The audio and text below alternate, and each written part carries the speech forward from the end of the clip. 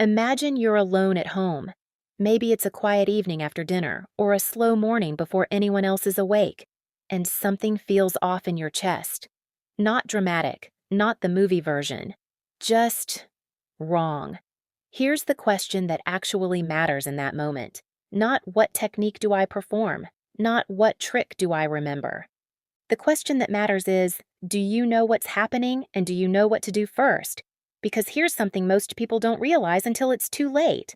The single biggest factor in surviving a cardiac event isn't a clever maneuver you perform alone in your living room. It's recognizing the signs early enough and getting the right help moving fast enough. That's it. That's the whole game. And by the end of this video, you'll know exactly how to do both. Movies have given all of us the same image. Someone clutches their chest, gasps, and collapses instantly. That does happen sometimes, but it's far from the most common pattern. In reality, the symptoms of a heart attack usually build gradually, over minutes, sometimes over hours. And during that window, most people spend their time doing one thing: talking themselves out of it. The classic warning signs include a heavy, pressing, or burning sensation in the center of the chest. It's not always sharp, and it's not always severe at first. That's part of what makes it so easy to dismiss. There can be pain that spreads to the left arm, the jaw, the upper back, or the neck. Cold sweats that appear without any physical exertion. Shortness of breath that comes on without an obvious cause. Dizziness, and sometimes a feeling that's hard to put into words. Just a deep sense that something is fundamentally wrong. That last one matters more than people give it credit for. If your body is telling you something is wrong, listen to it, even if you can't name exactly why. I want to share something that comes up constantly in clinical practice, especially with patients in their 60s, 70s, and beyond. A woman comes in days after her symptoms started, having assumed the discomfort in her upper abdomen was indigestion from dinner. She waited for the chest pain she'd seen on television. It never came the way she expected. By the time she sought care, real damage had already occurred. This is one of the most important things I can tell you in this entire video, especially if you're a woman over 60. Your symptoms may look nothing like the textbook list. This isn't new information. Research has been consistent on this for decades, but it still isn't widely known enough. Women in this age group frequently experience cardiac events with little or no chest pain at all. Instead, they describe sudden, overwhelming fatigue. Not ordinary tiredness, but something that arrives out of nowhere and doesn't make sense. They describe discomfort in the upper abdomen that feels almost identical to heartburn. They feel nauseated, lightheaded, or simply off in a way they can't clearly explain to anyone, including themselves. Because these symptoms don't match what people expect, women over 60 often wait significantly longer before calling for help compared to men. And in a cardiac event, every extra minute of delay can mean the difference between a full recovery and lasting damage to the heart muscle. So here's the rule, and I want you to actually remember this one. If something feels wrong in your body and you can't explain it, don't wait to see if it gets worse. Don't wait for the dramatic version you've seen in movies. Call for help. Now, let's talk about what to actually do, and just as importantly, what not to do in those first critical minutes. Step 1. Without exception, is to call emergency services. Not a family member first, not a neighbor first. Emergency services first, because they can get qualified help moving towards you immediately. And many emergency dispatch systems can also guide you through what to do while help is on the way. If you have a phone with a speaker function, use it so your hands stay free. Give your address clearly and early in case the call gets disrupted.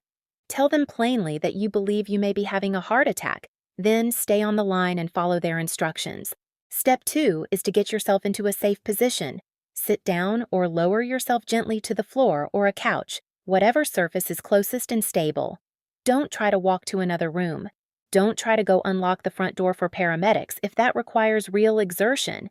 Many dispatchers can talk you through alternatives, like leaving a door unlocked beforehand if you live alone and are managing a known heart condition. The goal is to minimize physical strain on your heart and to reduce your risk of injury if you become lightheaded or lose consciousness. Step 3 involves aspirin, but only under the right conditions.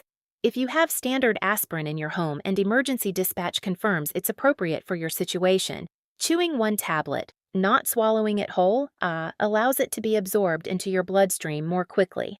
Aspirin works against the clotting process that's often occurring in the affected artery during a heart attack. But this comes with real conditions that matter. Don't take aspirin if you have a known allergy to it, if you have an active stomach ulcer, or if you're currently on blood-thinning medication. If you're not sure whether any of those apply to you, don't guess. Let the dispatcher or paramedics make that call when they arrive. Getting this wrong can create a different kind of danger. Step 4 is simply this. Stay as calm as you reasonably can and stay where you are. I know that sounds almost too simple after a video like this, but it's true, and it's backed by decades of emergency medicine experience. The most important thing your body needs in those minutes isn't a clever physical maneuver. It's reduced strain, reduced panic, and professional help arriving as fast as possible. I want to address something directly, because you may have come across this information elsewhere online. There are widely circulated claims, sometimes called cough CPR, along with instructions to strike your own chest forcefully, that are presented as self-rescue techniques you can perform alone during a heart attack. I want to be very clear with you. Major cardiology and emergency medicine organizations do not recommend these as general self-help techniques for the public. The forceful coughing idea originated from a narrow, supervised medical context, not from research supporting it as something to try alone at home. And striking your own chest carries real risks, including fractures, especially for people with lower bone density, without reliable evidence that it helps in this setting. I'm telling you this not to leave you without tools, but because the real tool that saves lives is recognizing symptoms early and getting professional help moving immediately. Spending precious minutes attempting an unproven physical technique can actually delay that call, and that delay is what costs people their full recovery. So if there's one thing to physically rehearse, not a chest strike, not a coughing pattern, it's this: practice, right now in your mind, picking up your phone and making that call. Know your address without having to think about it. That single rehearsed action is worth more than any maneuver. Let's shift now to something just as important: panic management. Because what happens in your mind during those minutes genuinely affects what happens in your body. During a cardiac event, panic escalates fast, and what panic does physiologically is real and measurable. It drives a sharp surge of adrenaline, which raises blood pressure and heart rate, and that makes an already serious situation more dangerous. Working against that panic response isn't a luxury, it's a clinical advantage. One simple, low-risk tool that can help here is deliberate slow breathing while you wait for help. Inhale slowly through your nose for about 4 counts. Exhale slowly for about 6 counts, longer than the inhale. That extended exhale helps activate your body's natural calming response, the parasympathetic nervous system working against the adrenaline spike. This won't stop a cardiac event on its own, and it's not a substitute for emergency care, but it can help you stay oriented, stay as calm as possible, and give the paramedics a clearer picture when they arrive, because you'll be more able to communicate what's happening. Now here's something worth sitting with for a moment. The real goal isn't becoming an expert in what to do during a heart attack. The real goal is reducing the odds you ever find yourself in that situation in the first place. So let's talk about what you can do today and every day to protect your heart long before any emergency happens.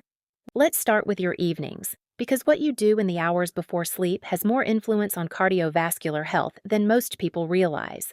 2 hours before you sleep, consider turning off your screens, your phone, your television, your tablet. The light from these devices, particularly the blue wavelength portion, suppresses melatonin production in the brain.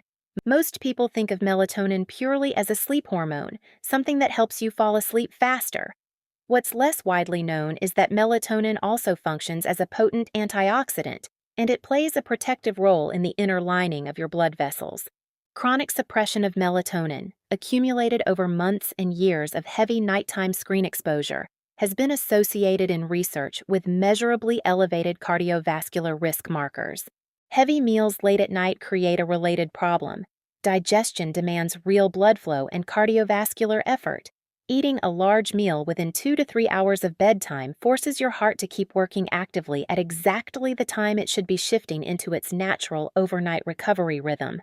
So, the evening approach is simple. Dim your lights in the hour before bed. Keep your evening meal lighter if you're eating close to bedtime, and aim for a consistent bedtime night after night. Consistency in sleep timing matters to your cardiovascular system more than most people give it credit for. Now let's talk mornings, because the first hour after you wake up is a genuinely high-risk window for cardiovascular strain. And there's a reason for that. During sleep, your body loses fluid steadily through breathing and perspiration across 6 to 8 hours.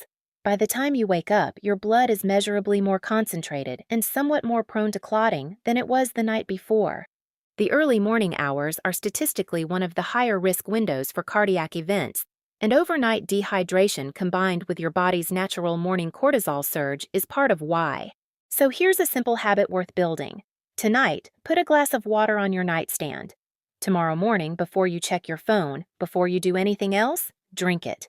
It costs nothing, takes 30 seconds, and it's one of those small habits that genuinely supports your cardiovascular system every single day.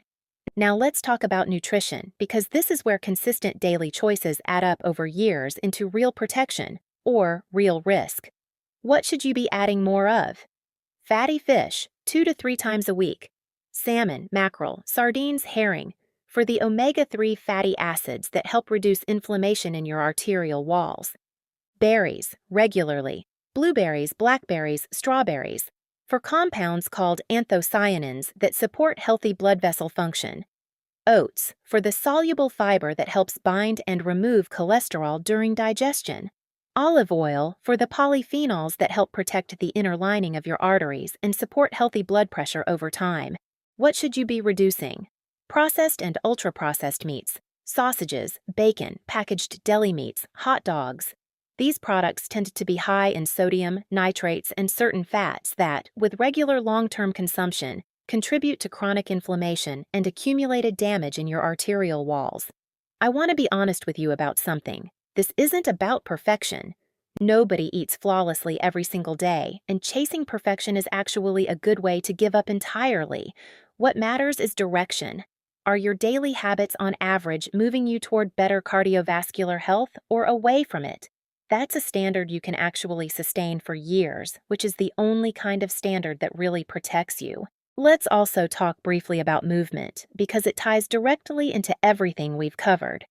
Regular, moderate physical activity, even something as simple as a daily 20 to 30-minute walk, supports healthy blood pressure, helps your heart maintain efficient pumping function, and supports healthy blood vessel flexibility over time. You don't need intense exercise to get real cardiovascular benefit. Consistency matters far more than intensity, especially as we get older. And one more piece that doesn't get talked about enough: regular checkups. Blood pressure, cholesterol, and blood sugar are all things that can quietly shift in the wrong direction for years without producing any symptoms at all. Many people find out about a cardiovascular risk factor only after it's already caused damage, simply because nothing felt wrong until it did. A yearly checkup with blood work is one of the simplest ways to catch a developing problem while it's still easy to manage. Before we wrap up, I want to circle back to where we started, because I think it's the single most important thing in this entire video. The factor that determines whether everything I've taught you today actually helps you or someone you love isn't a technique you perform alone in a moment of crisis. It's recognition, knowing the signs, including the less obvious ones, especially if you're a woman, and it's speed, getting professional help moving as early as possible without talking yourself out of it. So here's what I genuinely ask you to do after watching this. Not someday, today. Talk to the people close to you, a partner, an adult child, a neighbor, a close friend, about what we covered. Make sure they know the less obvious symptoms too, especially the ones that don't look like the movie version. Because here's something worth knowing. Many people who survive a cardiac event when they're not alone survive partly because someone else recognized what was happening before they could fully process it themselves. Have you ever had a moment you brushed off? A strange pressure that came and went. An unexplained wave of fatigue you decided was probably nothing, probably stress, probably just getting older. I'd genuinely like to know. Drop it in the comments below. I read everyone. I suspect a lot of people watching this have a story like that they've never told anyone. Where are you watching from? Drop that in the comments too. I always like seeing how far this reaches. If this video helped clarify something for you, a quick like genuinely helps it reach other people who need the same information. And if you'd like more videos like this one, breaking down practical evidence-based health guidance in plain language, that's exactly what this channel is built around. I'm Dr. Josephine, and this is Dr. Josephine Healthcare. Stay informed and take care of that heart of yours. It's the only one you've got.